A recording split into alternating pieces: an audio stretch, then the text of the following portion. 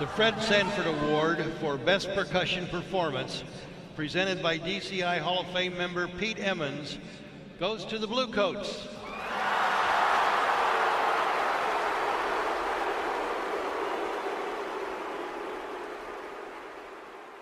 Thanks so much for coming on, guys. I really appreciate it. We've got Tom and Roger and Ryan and Alan, and we're going to learn a little bit more about each of them. So, guys, thanks for coming in. I appreciate it. Thanks for having us. Yeah. Absolutely. Absolutely.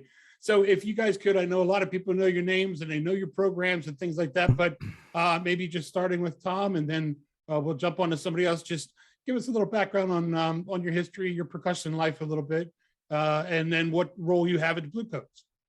Sure. I guess starting my role at the Bluecoats, I'm the director of percussion, and also the percussion, one of the percussion or music designers. I do the percussion, and I've been with the Corps since 2001, designing in one way or shape or form since 2002. Before that, I marched to the cadets of Bergen County in the 90s and taught there for a little bit after that.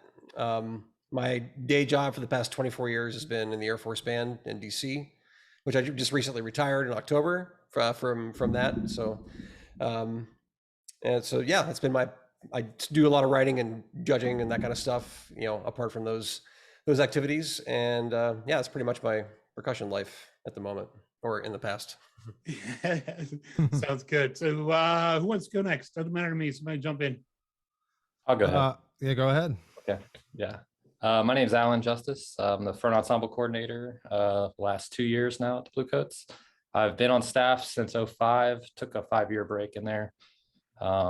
Back in 2013 to present. And yeah, I grew up in Columbus, Ohio, marched Rhythm X, did Bluecoats as a member, played marimba, assistant band director in Atlanta, Georgia at South Forsyth High School. And then my wife and I moved down to Tallahassee, Florida this past year. And she's doing the steel band program down at Leon High School. And so I'm working with her students there and doing my own private lessons.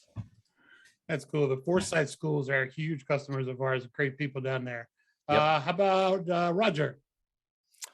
Hey, I'm Roger Carter, percussion caption head of the Bluecoats. 2012 was my first year working as a snare instructor. And in 2013, I officially transitioned to the caption head role. I also work with Broken City and have been with them since their inception. Marched with the Blue Devils back in the mid 90s and late 90s. Did some teaching there. And, student of Mike Jackson's and from Mission Viejo High School is where I got my start way back in the day. Did a little bit with the Velvet Knights too, the VK German Bugle Corps, before I went on to Devs. Mission Viejo is such a cool program. I had the privilege of judging WGI for a couple of years in the late 90s, and it was just super cool to see where that thing started and how it kept going. So great program. All right, Ryan, you're up. My name is Ryan Kilgore. I started with the Bluecoats in 2008 as a front ensemble instructor. In 2014, I transitioned into music ensemble coordinator and just recently added in the percussion advisor, but that was more of a formality because I've always been part of the percussion team and just wanted to make sure that it said that I was part of the percussion team. So it's been great. I also work with Rhythm X during the winter, do a bit of judging, and then heavily involved in the Columbus orchestral world, as well as teach at College of Worcester. Great. So I love hearing all the background you guys have and all the experience and stuff.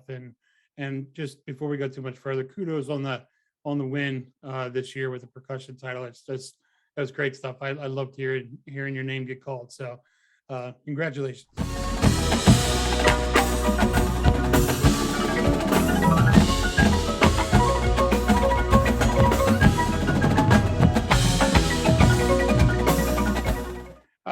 I wanted to ask you, when you're starting a big top level DCI program like this, starting a new season of it, I should say, when does the show come together? Like when do you land on that idea that say, yep, that's the one? Is there a time of year that happens? Does it kind of just happen organically depending on how the strength of the ideas that somebody has for the overall concept?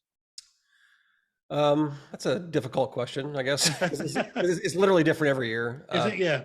I guess some commonalities though are like usually there are things that we don't let show up, I guess, like at a meeting in September or so and go, all right, so anybody got some tunes? You know, they like it's usually like things that we've been talking about for years, little fragments of conversations, or it's a movie, it's a art, some other kind of artistic expression that's interesting, or it's kind of all those things that kind of happen between, you know, the staff, the designers, just in the community, I think of the Bluecoats or otherwise. So I think, you know, like for the Beatles show, we knew we were kind of going to do that. Like, I think for, you know, a couple of years, we knew we were going to do that like over the summer. We were already kind of talking about it. One of the pieces in this past year's show, we'd been listening to for a couple of years, like around that Beatles time. And then we're going to do it in 2020, saved it for this show, ended up being like, so like, I guess there's a certain kind of baseline, like influences and things that we're interested in that kind of find their way into the right show. As far as the time of year, like it usually in the fall at some point, like we'll have general discussions that get whittled down to like something that resonates with both visual and music teams eventually. And then we'll just start kind of like just, you know, uniform sketches, set ideas, fragments of music, a cut track gets put together, and we start throwing these tunes together. That usually happens October, November-ish.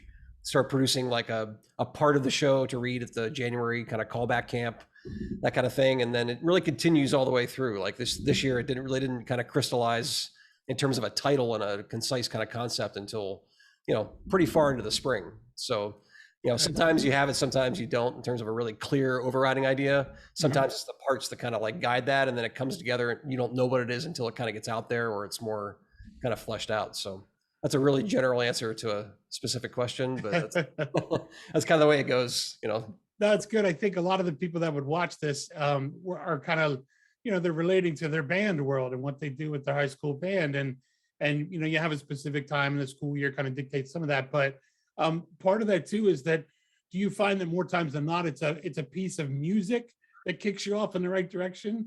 Or is it a concept that somebody comes in and says, I've got this idea to do a show about X? Yeah, it's more often music, maybe. I think it's maybe the way our team's put together.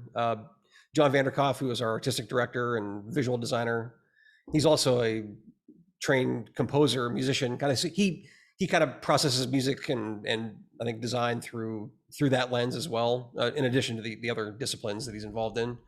So I think there's always a pretty, you know, that's usually where we start, but not always. You know, I've said this before on interviews, but like the show with the in 2016 with the kind of the half pipe, like the ramp things, like that was from a modern dance company that kind of like had an idea like that in one of their pieces that, and then it started like, okay, what sounds like this? What can we do with this? Or, you know, like it kind of grew out of a dance piece like that, or a set piece in that thing. So it's not always that way, but I think more often than not, it's usually, you know, at least somewhat musically based. But one thing that's always true is that it can be a cool piece of music, and we know we could write the heck out of this tune. Like, you know, me and Matt and Doug, and like, we're like, yeah, all right.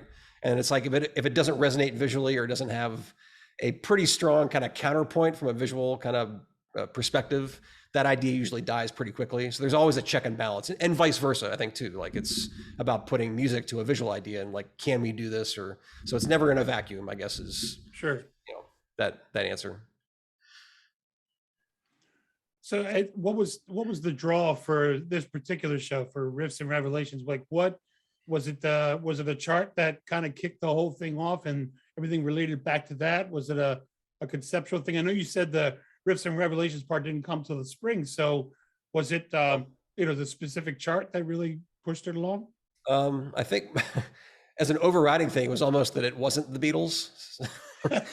Like, yeah. What was the opposite of the Beatles? Like, no, we loved those shows, but it was just, we just felt like it was time for something a little different, sure, you know, yeah. Again, and we kind of, not that those shows, the 19 and 21 shows didn't have a lot of great stuff in them that we all enjoyed, but there was a sense of experimentation, I think, that we, you know, with electronics and depth of field with amplification, that kind of just there's a few years in there that we kind of really explored those things. We're always looking for a new thing, and we kind of just wanted to do that again, I guess. And I think that the Taming the Dragon was the tune, or what the narrative of the show was taken from. It's a Meliana tune, Brad Meldau and Mark Juliana kind of side project thing. But that was the first, it was just on our list of tunes. We have a list of about, a couple hundred tunes of just like, we just dump in a Spotify folder that people just listen to. And I mean, it was in there just because it's like, it's inspiring, and it's cool drumming and it's like great textures, that kind of thing. But I forget who put it in there, but it was interesting when people from the visual side of the aisle like started going, what is this tune? Because this is really interesting. Like the person, like that's what's always cool about it. They hear things in the music that, I'm experiencing maybe on a more technical level or like drawn to those elements of it, but they're thinking about mood and what it makes them visualize. And so I think it resonated there. And then it was like, well, we could actually do something with this, and then that narrative became like a vehicle to kind of like, okay, so if we explode this over 10 minutes or, well, longer than that, I guess, of a show, Yeah. How would you score that, as a not necessarily a movie, but just as a kind of word painting, to use that term, as far as like what fits with the actions and the moods that this kind of puts out, and is that enough to kind of support a show, and then is it interesting? How do we make it, not just a guy kind of talking about his dreams in a monotone voice? So that was, so I guess that was the draw, was like, it was interesting and it was a risk, I think, especially to incorporate that much, spoken narrative through the show. And because you want to present that differently, right? Like not just like everybody stops playing, you tell them what you're going to do, then you do it, and then you like finding a way to integrate that and make that kind of part of another musical voice essentially in the show. That was an interesting challenge and certainly a draw. And I think having that kind of spoken kind of expression of what you were seeing, I think was a draw from the visual standpoint too. So, sure. Now, you other guys, I'm guessing that you're not in on some of the design meetings with Tom or whatever. Maybe I'm wrong. Does he ever come back to you and say, "Here's where we're headed," and you're like, "Are you nuts? What again?" You know what I mean? Like, how does that get to you guys, and what's your reaction? Are you supporting the boss, or are you saying, "Really"? I'm really interested in this one. So. Yeah. Yeah, all the time. He just doesn't listen. No, I know, not at all. Not at all.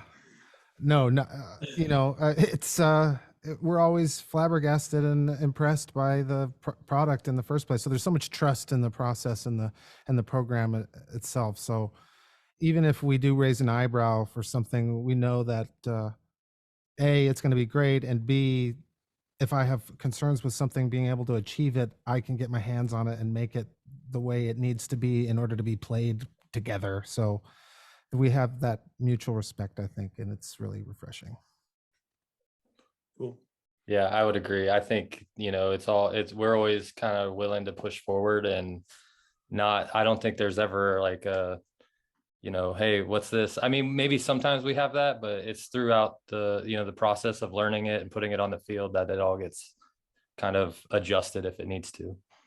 And sure. I would add, that's a comfort for me too, just with these, three guys that I've been fortunate to teach with for so long, is that, like if you have something you like, okay, this is an idea, I don't know what this is going to be, but you feel comfortable like sharing something that's maybe not complete, or, it's something you're trying to get out, but it's not quite there yet. And I know they're going to have feedback for it too. And I always value that from them. So as Roger said, the trust within the team is really important as we start to take on some of these more experimental concepts. Because the first time we played that drum feature, like at the end of, or a percussion moment at the end of the opener that had like speaking over top of it, it was just, I mean, that stuff was a mess, until we get all the right balances and things. Yeah, I mean, I have those thoughts too. I'm like, this isn't gonna work. But and then Ryan goes, okay, talk me through this. How's this supposed to go so I can make that happen? And he has input to that process too. And that's, I mean, invaluable, to have people working that hard and that detailed, and the trust to make that vision happen. So it's really a team effort. Sure. So you had mentioned earlier that, you're trying to get some charts put together and get some music on the paper for callbacks in January. And I want to talk a little bit about how the indoor season kind of meshes or doesn't mesh with the DCI season. But Tom, or once you have the ideas of what you're going to do as a concept, are you looking at the ability that you get that particular year? And I understand being a top level corps like you are, that you're going to get the cream of the crop. But do you ever look at it and say, all right, I got to write more this way, that way, this section's a little stronger than that one? Or is it pretty much, we're going to cast the people that we know can make it happen? You're good at asking complicated questions, because it's always a balance of that. I mean, I think most of my answer would be, I think you write for like what like for their experience and for like what you want that to be, and just assuming we have, because we do have some of the most talented performers in the world, and just writing for that ability level and with kind of like live that dream, you know? I mean, of course, if you know that, you know, you have a section that's maybe not as experienced, that kind of thing, you just communicate with the staff on what they can handle. But I think for me, thinking about limitations, like at least the initial part of the design is pretty, you know, that can be hampering creatively. So I'd rather kind of like write or like kind of try to express, you know, the design team's vision, you know, percussively, to like the ideal level, you know, and then kind of pare back from there if we need to. But fortunately, we don't really have to do that very often. Usually it's like they're capable of more, to be quite honest. You know, when I'm writing, if I can play it once and play half the phrase, like once, they'll be able to play the whole thing. Like, you know, it's, you know, they're such strong performers every year, and they seem to be getting stronger and stronger. So it makes me constantly feel like I have to kind of up my game and just challenge them, but challenge them in the right ways, you know, smart ways. So Yeah, and I'd like to add too, this year we had, you know, some talent on drum set that was definitely worth looking at, and you know, we were happy to, you know, entertain those questions of, is that something we could add to the, you know, the fabric of what we have. And you know, that we always kind of look at who's in the room and what, you know, what talents do they have. Sometimes it's a fantastic whistler, you know, unreal. There's a marimba player that was a whistler in the show. So you never know what talents an individual might have. Yeah, we had a band kid who played the didgeridoo of all instruments. So of course, you know, we nickname every kid, so he became Didgeridude. But we had to find a way to get him in the show. I mean, you know, you got a kid that can play legit didgeridoo. Let's get it in there. I had this happy feeling in my stomach, but also like this scared feeling, like something was going to happen. So, Roger and Alan, a lot of folks want to know about setting the line. Like, when does that happen? How long does that take? I suppose from year to year, obviously with different talents, that changes. But do you feel as though are you waiting for the indoor thing, the WGI thing, to be over before that happens? Are you set and you know that they're going to play well enough by the time they come back? How does that timing work for setting the line, and how does indoor kind of work with that or against that, as the case may be? Yeah, I think it definitely works to our advantage, because we take players that are playing all year round and drumming all year round and performing and expanding their you know, performance level outside of the Bluecoats. So then they're coming back. So we certainly encourage it. We do remote auditions in 4 different parts of the country, the late part of the year, in the late fall or winter. And then we bring everybody back in January, the callback camp, and we basically set the line right there. And then we don't see them until after WGI is done. We don't try to squeeze in a February camp or a March camp for the percussion. We feel like their performance, their experience at their other organizations benefits us mutually. Yeah. Sure. Yeah, and it's kind of built into our audition schedule as well. After several years of doing this, a lot of the, you know, indoor groups know that this weekend is the callback for, you know, groups X, Y, and Z, and you know, those kids are going to go to that camp, and then kind of pay back. You know, we don't meet in February or March for that reason. So yeah, that makes sense. Now, Ryan, in your role as a music ensemble coordinator, I know that you said that you obviously, you know, have been and are a big part of the percussion as well. Are you in on the early stages when they're not even doing percussion ensemble yet, let alone full corps ensemble? How does that work for you at the beginning of you know, camps and the beginning of the learning process? Yeah, in the beginning of camps and the beginning of move-ins, as we're putting things together, I'm really floating from room to room. I'm checking in on the front ensemble. I'm checking in on the battery. I'm looking for things that have tripped us up in the past, defining how we're going to rehearse a writ or a cell, and making sure that everything that's happening from room to room to room is using the same methodology. And then across the core brass, drums, front ensemble, all of our groups have just decided and agreed that if we can all play in a room by ourselves in time with a metronome, when we put everything together in the same room, all we have to be worried about is opening up our ears and allowing our listening skills to really engage, because we've already got that muscle memory for how to play at the right speed and with our section. And then when we put each one of the pieces together, that's really when we open up our ears and start to see what we're connected with. And along those lines, I know a lot of band programs, they wonder this about DCI programs. When you're learning, are you learning, and the ensemble, I should say, when they're first able to get together, are you learning stuff down tempo and then working your way up to it? I mean, imagine some of the ones that are the super fast stuff, maybe you are, but maybe not. Do you find that with the level of performer that you get, that you're able to jump right in and be on the number on the Met that you want, or are you easing your way into it like a lot of high school programs? When we're as a full ensemble, when the first time we get together, we're at tempo. Mhm. And sometimes in the front ensemble room, when we need to, we'll break something down to half tempo and build it up. Okay. I'd say in the battery room, Roger, you can maybe correct me, but you'll bump it down like 12 or so, like if it needs to be broken. Or more. Yeah, for Yeah, sure. whatever needs to be brought down. But one of the philosophies that we have as a full ensemble is whatever you break during the day, you have to put it back together so it's ready for the nighttime. So if you break something down 20 clicks or whatever it's needed, the expectation is that by the end of that block, you've got it back to presentable and more successful than it was the previous day by the time you get to the night block. Mhm.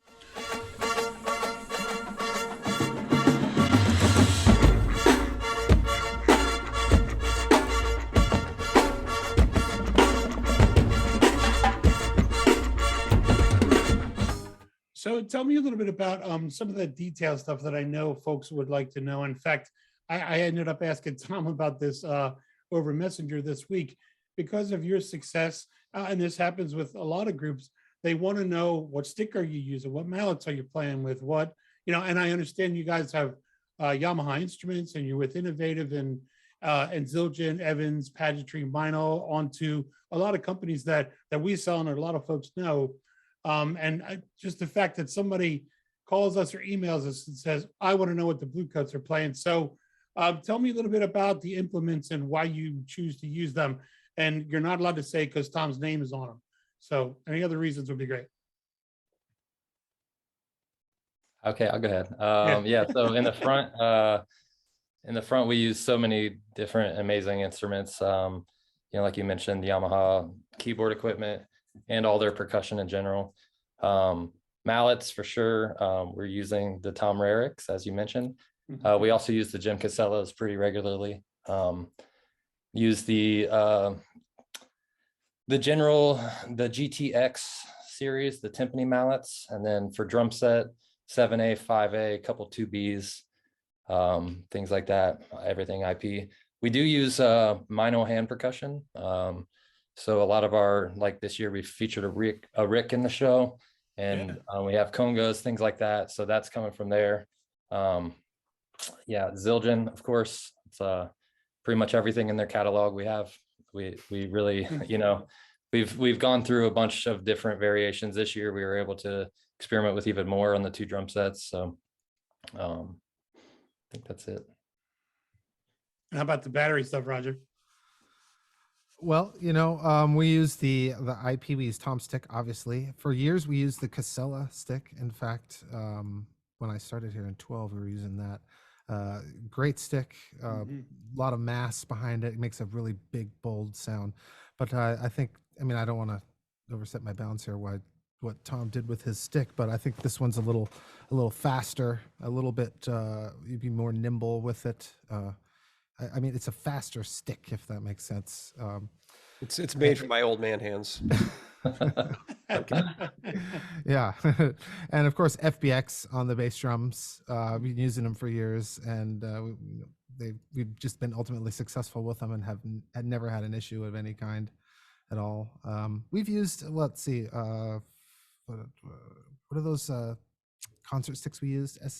IP1s. IP1, but we didn't use them this year. We've used them in the past, though. They make a really great sound. Yeah.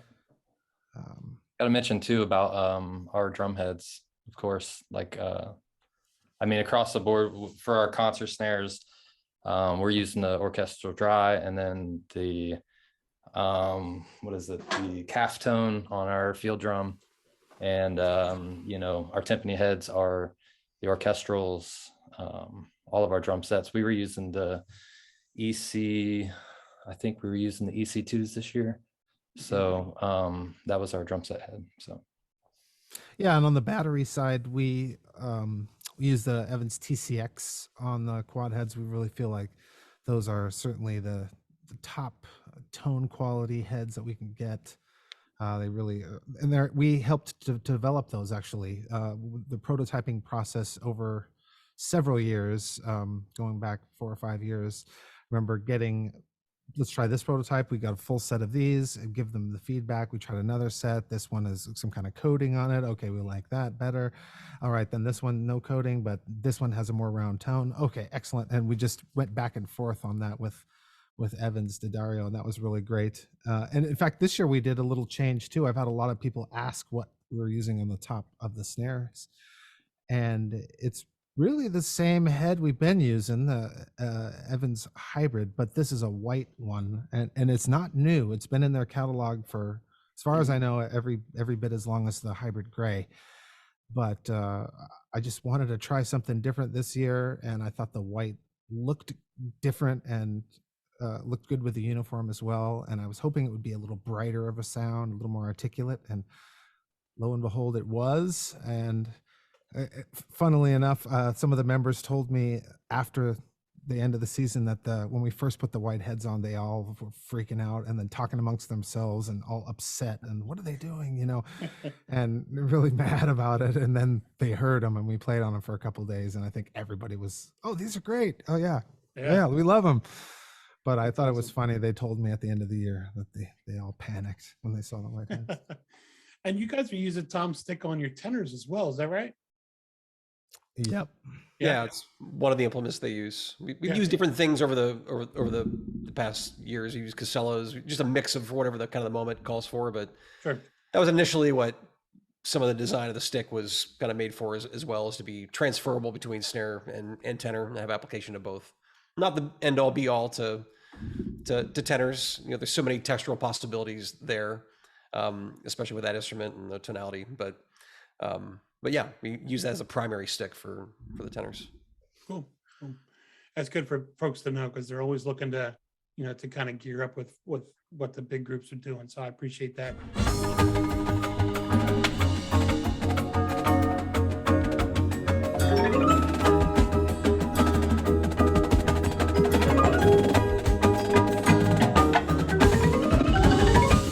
Alan and Ryan, tell me a little bit about, obviously the production size of any DCI and top level corps like yourselves is bigger than, you know, most of the average marching bands. And there's a lot going on, lots of listening responsibilities, electronics, delay, all kinds of goofy stuff like that. But you guys have kind of that, it's such a big, large production value, even compared to some of your competitors.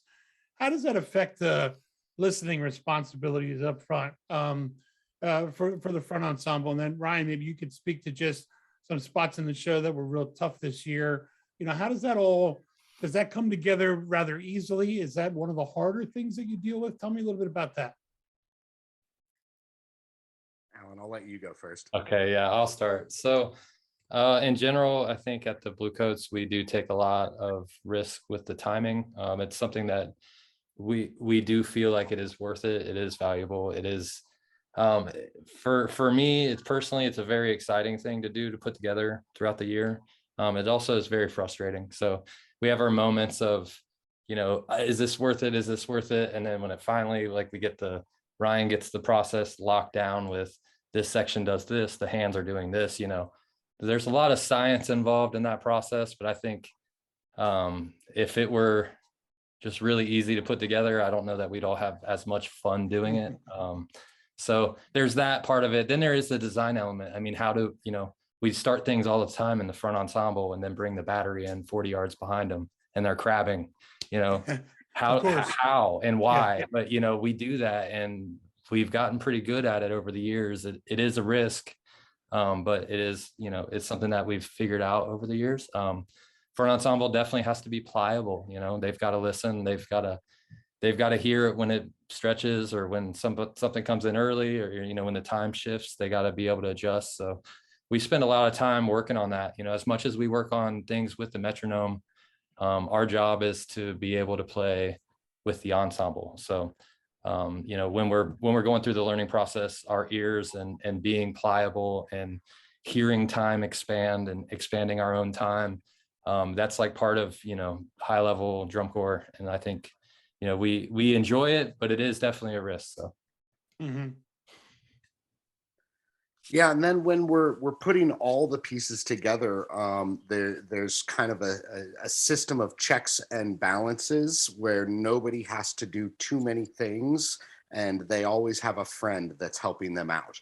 So the goal is that anybody who's in charge of an entrance that's backfield, that they have very specific instructions so that if it goes right, we can say, did that go right? And they say yes. And if it didn't go right, we can say, did that go right? They would say no. They say, were you fast or slow? Did you make the error that you thought you made? And help them, teach them how to identify their own error. And then if they have that connection point, the person on the field that is connecting to the hands, and that all of those connections work correctly, and it still sounds bad, then we've realized that there's a problem with what the formula is. And then we go back and realize, okay, everything, we have to scrap that plan and go to a different variation on how to make sure everybody knows their responsibilities. Some really difficult moments in this show were the 24 bars of trombone solo that came in backfield from the front ensemble. And then, after those 24 bars of the front ensemble playing and the trombones joining backfield, then the battery joins 20 yards away on their first entrance. So all of that music that's on the field is behind the hash or very close to the back hash, while the front ensemble is just holding 198 the entire time. And that was really difficult. And we went through a lot of different variations on what the solution was until we found the final solution. Didn't we change the drill just like 10 days before the end too, and completely had to redo the listening and the entrance and everything? Yeah, it's great. Yeah, it's great. I was wondering that, because as myself, I've done a little bit of percussion and a little bit of drill writing, and it seems like it's always, you get to the spot where you've been doing the music for so long, and now they're going to put it on the field, and you guys know where some of these spots are kind of iffy, and you look at it and you're like, oh, and he or she put them all the way in the back and they're crabbing freaking 20 yards. What the heck? So are you yelling at the drill designer, or does it take a while before you say, we got to change the drill? Well, he's kind of all of our boss, so we can't really yell at him. But okay, no. In all seriousness, I mean, yeah, of course, like you go through a whole like winter of like, it looks great in Sibelius and you have it all dialed in and that sounds, the way you want it to. And then of course, there's another half of the thing that when it gets put on the field and staged, it's about being an understanding that you, like Alan was saying about being pliable with time. It's being pliable about, okay, backing up and like incorporating like what you felt strongly about musically over the winter into somebody else's like visual vision now, and what is still possible, what makes sense, what's going to be repeatable for the members, what's not going to make all three of these guys want to quit by having to teach it, and like, So I think it's just that it's, you know, realizing that the visual team has to have their chance to like do this thing too and be creative. And I think it's all communication. It's like, it's about going, Sure. okay, so that's happening. Is there a possibility of doing something like this and getting the same idea? Or sometimes that's yes, sometimes that's no. And, you know, and that's fine as well. And you find another solution, you change parts, you know, make things work. But it helps to have this kind of team that embraces those challenges. And like Alan was saying about just that's a challenge every year for the front, having somebody like Ryan to be like involved in every part of things musically, and visually to a large degree too, as that stuff's coming together.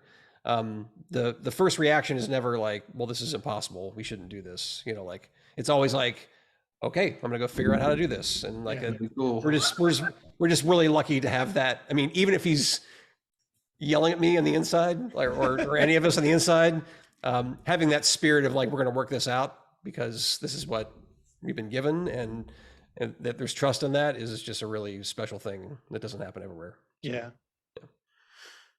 That's how you put together that top level product. It's just not being afraid and giving everybody their voice and their space for their expertise. That's awesome.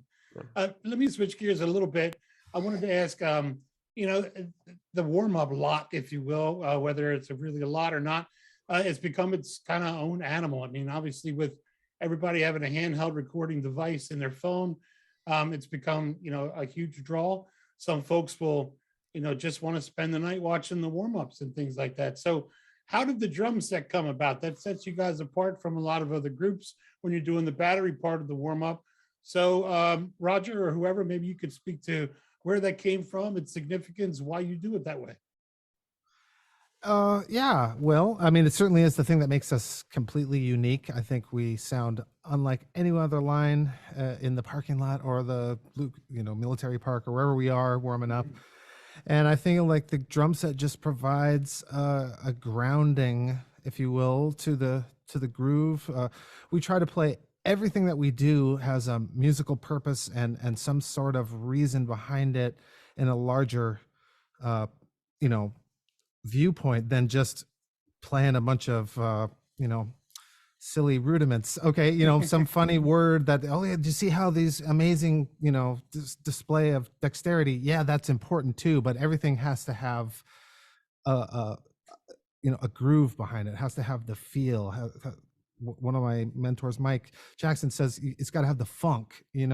Everything's got to have the funk. So even if you're not necessarily playing funk music, but it's just got to have that weight behind it and the feel. And I think it's something that can't really be achieved by clicking sticks together, which is usually the other solution. Sure. Kind of came about. We've been doing it since 2015. So we've been doing it for quite a while. Came about in 14. I remember clicking at semifinals, I think, and almost daydreaming slightly as the drum line's warming up and being incredible right in front of me. I'm like, why am I clicking these sticks? Wouldn't that be cooler if I was just playing a really simple groove, straightforward? And we did it.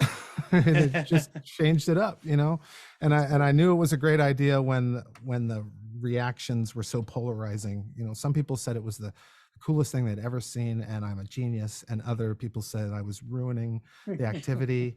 And I wish that drum set would go away. I can't stand it, and because it was such a positive and negative response, I said, well, I must be onto something here.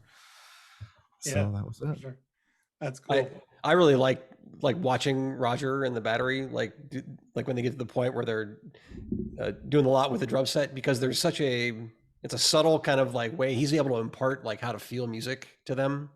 Not dictating, but there's a relationship there, I think, between you and the battery that is kind of unspoken. It's feeling not just the quarter notes, but feeling like the big beats, I think, of music, of that high and low and backbeat and things that are inherent in like the overall show, what you're hearing, but we're allowed to, they can internalize those things as they're going through something that could otherwise be kind of dry and more metric, I guess, rather. It takes on a more musical kind of form. So it's always cool to see. It's interesting that you say that Mike Jackson was one of the influences that way. I mean, when you listen to some of the stuff that he wrote over the years, I'm surprised, you know. I mean, I understand. I love what Mike writes, but some of the things, like even when he was writing for Blue Knights, a lot of folks listened to it were just like, wow, Yeah. it's so different. I mean, there's a groove in there, but boy, is it not easy to find if you haven't been doing this most of your life. So that's kind of, it's pretty cool that he's, you know, still feeling that inside, even though he's one of the guys that I think is associated with some of that odd style of writing that doesn't really feel like it has as much groove, right? I don't know. You know, I think his stuff is very groovy. It's just sometimes it's buried within the layers, you know. Yeah.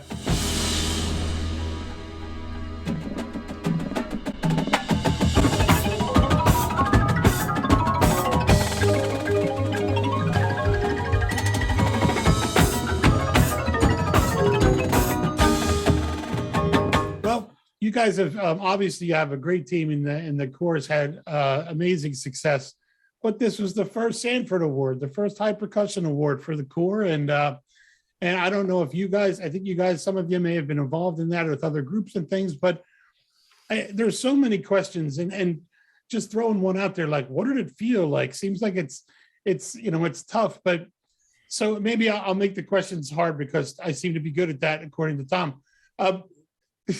Did you see it coming? Did you know you had the horses? Do you feel like you have the horses every year and you just wait and see what happens? Did you know after the first two nights that, you know, hey, we got a shot at this thing? Like, what was the feeling before you won? And anybody can answer that. Well, I'll say I had, after we did, you know, well on the first two nights and we were just in second by 0.05, really, really close. On Saturday, I had people come up to me, oh, I'm really excited what might happen. And I was actually upset. I would walk away from them like, okay, thanks. I don't want to hear that. Like they would keep talking to me about like, oh yeah, so you know what might happen tonight. And I was like, nope, see you later. Talk to you later. And I just would refuse to even consider that. Like we had a job to do and and I'm not going to start counting my chickens before they hatch, you know. Yeah. I think we'd been there, maybe not exactly that close, but even close before. There's been certain deserving drum lines or just that have been very close in there. So, you know, you didn't expect it, I guess, really. But I think all year, like the percussion section was great all year. They were consistent. I mean, they certainly got better, but it wasn't a surprise to me that they were regarded amongst the top. There were so many great drum lines, obviously, up and down drum corps this year. But you know, I think at the very end, they hit a level of consistency, and I'm not sure if it may have been almost inadvertent. I was just thinking about this the other day or maybe last week, but we kept changing the show, like the end of the show, and like much to their chagrin, that the other three gentlemen here too, I'm sure, but like we kept adding things, and I don't think they ever really had a chance to get comfortable, whether it was, you know, changes to the show, learning like new drill for the battery halfway through the season in the closer, you know, things with COVID or interruptions in the tour, and just all that kind of stuff that kind of kept them maybe on their toes. I think they peaked at the right time, I guess is what I'm trying to say. Sure. And I think that kind of constantly challenging them, they were the kind of the group that kind of just stayed kind of cool, collected, and they just did their jobs. And that was the most impressive thing to see from afar. And I think it just was the right kind of timing at the very end where they were able to put three fantastic shows together. Not that they hadn't played well before that, but it was, they were just very consistent. So that was just really cool to see. I think also too, the product, we knew we had a lot of faith in the product. We had a lot of faith in the students. You know, this summer was a little bit of a grind as far as the percussion scores went, you know, so we kind of had to keep our heads down and, you know, not really be too focused on what that was at each regional, you know, as we went through. And then even when I think we popped a high number in Murfreesboro, there was a team that didn't perform. So there was always kind of the question marks, you know, like, and I, you know, from a staff standpoint, I don't think we even talked about it. We didn't want to talk about it. It was just another day in the office, you know, all the way through. Same thing as Roger said, I didn't want to hear about it either. People were wanting to talk, you know, and it's like the last thing, you know, we gotta stay on track here. And, you know, and that's from the music that was written for us. I think the product was really great. front ensemble this year was amazing. They were amazing all year. Just seeing the whole percussion section come together and really like dial it in and just trust in their staff and their, the caption head all the way up to Tom. I mean, it's a team effort. Absolutely. And even further than that is the idea that I think all of us at some point thought through the course of the season that there's a chance. I don't think you start a season without the hope and dream that there's a chance. And at various points near the end of the season, that thought of there's a chance got more and more real. But even on the last 3 days, we as all caption heads got together and what's best for the drum corps still won. And it's not just about the percussion section here at Bluecoats. Like, we are always trying to do the best that we can so that we can best serve the entire corps. And it just happened to work out that the chance that we thought we had turned out to be a reality. And as Tom said, we peaked at the right time and had an awesome vehicle and 2 fantastic sections that allowed us to do that. Yeah. Apart from the staff and the performers, like the thing I'm most proud of probably too is that, I think we would design the same show no matter what too. It wasn't like designed to do a certain thing in a certain caption, like it felt honest to me because I didn't do anything that I wouldn't normally have done or like anybody else in the design team. So besides being extremely proud of just the section is how they performed and the staff and how they taught. It felt like we did it our way, and I'm just happy that we stuck to our guns. So I think everybody has opinions as a spectator, like myself, but my opinion was you guys are always at the top in terms of if you looked at the top 2 groups that ended up being the top 12, you're always in the upper half of that, all year long, and you have been for several years. But I felt like some groups got tired, and this was my opinion. I think the COVID was tough. I think the changes in schedule was tough. And I think there were times as a spectator, you could say, oh, somebody has an off night, somebody has something where this didn't line up, that didn't line up. My feeling was a lot of it was them, so they were just tired, Some of them have either played a lot because they were stuck at home with the pandemic, and some they didn't play. So maybe they just weren't as ready. I felt like you guys got stronger as the season went on. I felt like you got cleaner and sharper. And I'm wondering, is there any general philosophy to cleaning at the end? Is it all ensemble? Is it back into the nitty gritty? Or is it something like Tom mentioned where we started changing it so much, we engaged their brains and it wasn't just do the things we've been playing all summer better? Like, did anybody speak to just the cleaning and how well that went into the season, or at least what I perceived to have gone well? Yeah, I think it's a little bit of both, right? So we're still cleaning within our own sections. There's needs to be time, and you're limited in tour. You have only really an hour of sectionals most days. And so what that means is, do we have how much time can we get on the field with the percussion? And I mean, obviously that changes with the guards needs and the brasses needs and all that. But, I think some things are still, like, up until that last week, we're still cleaning on our own. And then a lot of it is, we have to be together, playing together, because that's what at some point, that's what it is. That's what you're being judged on. So time on the field, with and without a Met all the way to the very end. I mean, that's something Roger can add on too, having some of our Met strategies that we stick to all the way through to finals. I mean, the last couple reps. So, Yeah, I think, a thing that we say a lot is the work doesn't change. And, it really didn't all the way to the end. I'm like Alan saying, that day of finals, we're doing the same stuff that we were doing 2 weeks before. Maybe we're tearing apart things much less, and thinking more big picture and more standing back and getting the effect, instead of, on your last day, maybe that you're not listening to that grace note as much as you are listening to the impact of the ensemble. But on the whole, it's the same. Yeah, we didn't change it. We didn't try to psych them out at the end. And in fact, I remember the day of finals, there was a little bit of looseness. We were warming up, people were around, and everybody's wanting to, and I'm like, we need to warm up. And I pulled them in. I was like, and laid into them a little bit, just like I would any other day. Like, here we go, and it just brought us back to reality. And I think we had to do that,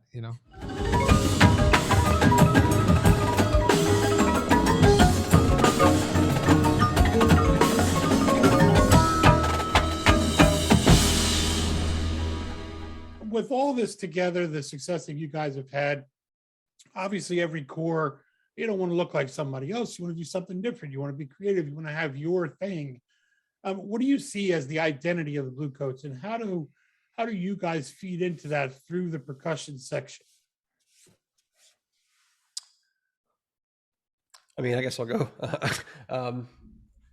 I think we tried to work hard to be, I guess, to try and look for new things every year. So like, I guess identity kind of runs, I think the course certainly has an identity. I think that starts with like the sound of, like what Doug Thrower does with the brass. Like there's a certain, I think from a musical perspective, there's a certain commercial element or relatability, I think, or that it's somewhat rooted in jazz, popular music, that kind of thing, but certainly don't play all that, all the time.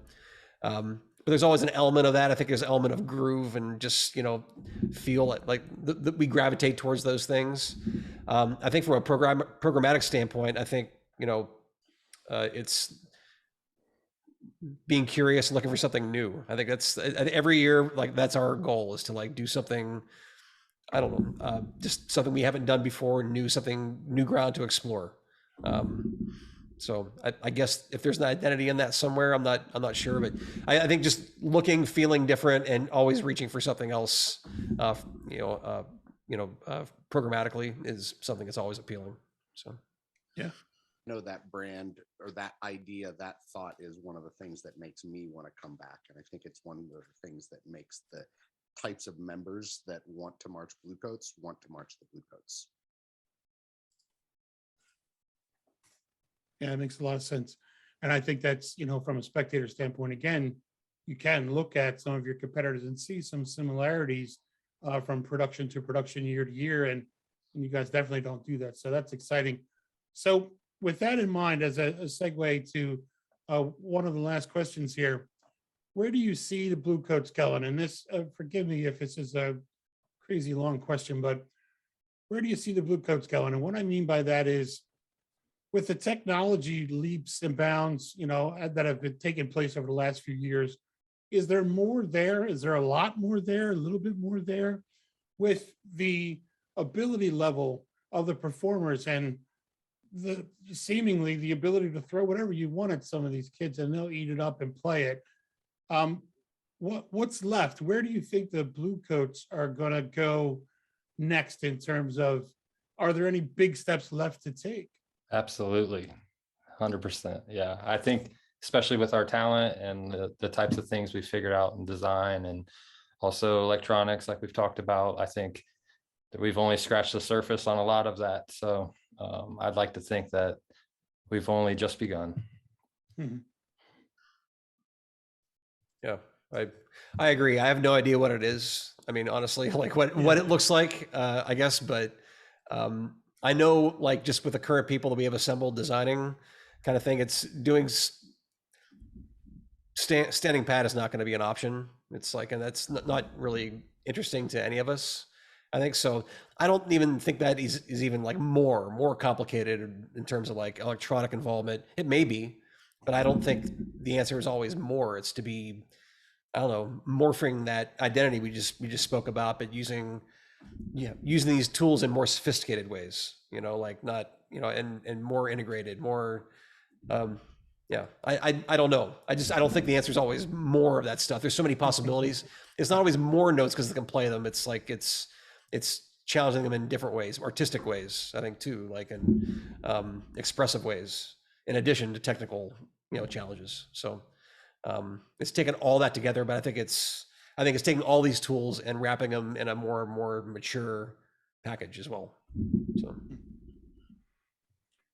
And do any of you, it's not something I want to end on a down note, and I don't know that it is a down note, but do any of you see any issues with the drum corps activity as it goes forward? And what I mean is that obviously we had our challenges with COVID, but do you think that the model of relying on schools to house the corps is ever going to be a problem? I know some people feel like it will be. The idea that you've got groups that have really, really made it work, and a lot of groups that are really, really struggling, and not a lot in the middle. So do you think there's any big changes coming in terms of the way that a drum corps season is run? Do you see anything on the horizon that would change that part of it, not just what you guys are doing from a design standpoint? I saved all the heady questions for the end when we're tired, so you're welcome. You guys want me to go? Or? I don't see it. I really don't know. I mean, I think obviously we're still in kind of recovery mode from the interruption of 2020 and that kind of thing. So I'd be leery to make any projections about the activity. I know it was a difficult summer, I think, in a lot of ways, just with vehicles that hadn't been used in 2 or 3 years, and just again, like you mentioned about housing, and those were challenges before. I think there are even more challenges now just because of the current environment. So not trying to pass the buck, but I think we'll probably find out more about that in the next couple of years. I think like the week less of touring that we did this year is probably something that is a good idea, maybe, at least from my personal opinion. Not necessarily, I don't want to speak for anybody else, but just it felt like a full season, but it also, I know it probably alleviated a lot of logistical concerns for people. But our administration has done such a fantastic job providing experience for the Bluecoats members, and I see how hard it is for them, even with the resources and the help that they have and the expertise that they have in running this. So it's I think, I'm sure it's difficult for everybody, but I think there's really great leadership that are all working really hard to figure it out. So I guess we'll see. I hope it flourishes. I hope it comes back even stronger. I mean, that's obviously all of our hope. It's given so much to us, and I hope it can give even more to the generation that's following us here. So. Absolutely, guys. I can't thank you enough for doing this. I know that you're ready for a well-needed and well-earned rest. So the last thing I have for you is, where's the trophy go? Do you each take it to your house? Is it like the Stanley Cup? How does that work? And does it end up in the Corps Hall, or where is it? I think Alan may have slept with it. Yeah, it definitely ended up. Yeah, I mean, hold on. Like literal, like beside it on a hotel bed. But yeah, absolutely. And then it went to the Corps Hall. Yeah. Okay. Yeah, it's currently in Canton, Ohio, with or other display of things, awards and things. So okay. Yeah, I wasn't letting that thing out of my sight. That's good. Yeah, we were at retreat, and I think somebody was holding it, or I was holding it near me. I was like, "Where's this thing going?" Alan goes, "With me," and just takes it and walks away. I got some spooning to do. Yeah, pretty much. You're not lying. Yeah. That's good. Hey guys, again, thank you so much for taking the time to come on. I know a lot of people love hearing the insight, and they're so inspired by what you do as individuals and certainly as a team at the Bluecoats. So thanks for taking the time. Congratulations for the success of the entire Corps this year. It was a great production, and certainly for the High Percussion Award, first time for the Bluecoats, happened on your 50th anniversary year. I think tons of people just really loved the show. And so thanks so much for coming on. I appreciate you taking the time. Great. Thanks for having us, Thank Jeff. you. Really appreciate it. Absolutely.